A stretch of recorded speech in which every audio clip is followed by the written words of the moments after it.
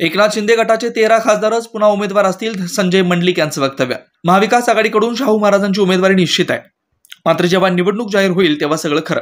राज्यातील एकनाथ शिंदे गटाचे 13 खासदारच पुन्हा उमेदवार असतील। मुख्यमंत्री एकनाथ शिंदे यांनी याबाबतच्या सूचना आम्हाला दिल्यात। संभाजीराजेंनी लोकसभेतून माघार घेतल्याचं ऐकलं। खरं तर मुलाने वडिलांसाठी माघार घेणं हे काही नवीन नाही। वडिलांसाठी मुलगा कायमच तयारी करत असतो।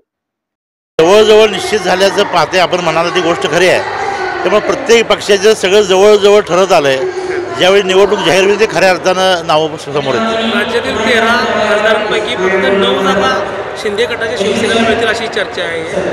ही चर्चा माझ्या माहितीप्रमाणे मीडियातच उठवली गेलेली आहे, कारण प्रत्यक्षामध्ये मुख्यमंत्री महोदयांनी आम्हाला जे सांगितलेलं आहे त्या पद्धतीनंच होणार आहे। आमचे 13च्या 13 विद्यमान खासदार निश्चितपणाने उमेदवार असणार आहेत। संभाजीराजेंनी माघार घेऊन महाराजांसाठी एकमत करून त्या ठिकाणी आता मुलग्यानं वडिलांसाठी माघार घेणं ही काही नवीन गोष्ट नाही।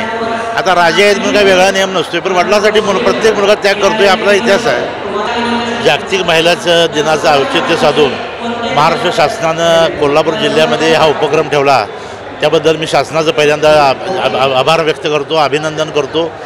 हे शासन हे प्राकृतिक विचाराचं शासन आहे आणि महिला या मुख्य प्रवाहात आल्या पाहिजेत, त्यांना अधिक सक्षम केलं पाहिजे या भावनेनं अनेक योजना महाराष्ट्र शासनानं आखलेल्या आहेत। विशेषतः महिलांना STमध्ये 50% सवलत असेल, महिला सक्षमीकरणाच्या दृष्टीनं त्यांना उद्योगधंद्यासाठी देणारी मदत असेल, बचत गटांना देण्यात येणारी मदत असेल, या माध्यमातून अधिक महिला सक्षम होतील। आणि विशेषतः कोल्हापूर जिल्हा हा छत्रपती ताराराणींचा स्वराज्य असलेला जिल्हा आहे आणि या जिल्ह्यामध्ये हा उपक्रम होतोय आणि म्हणून महिला अधिक सक्षमीकरणाचं एक मोठं पाऊल आहे असं मी म्हणेन।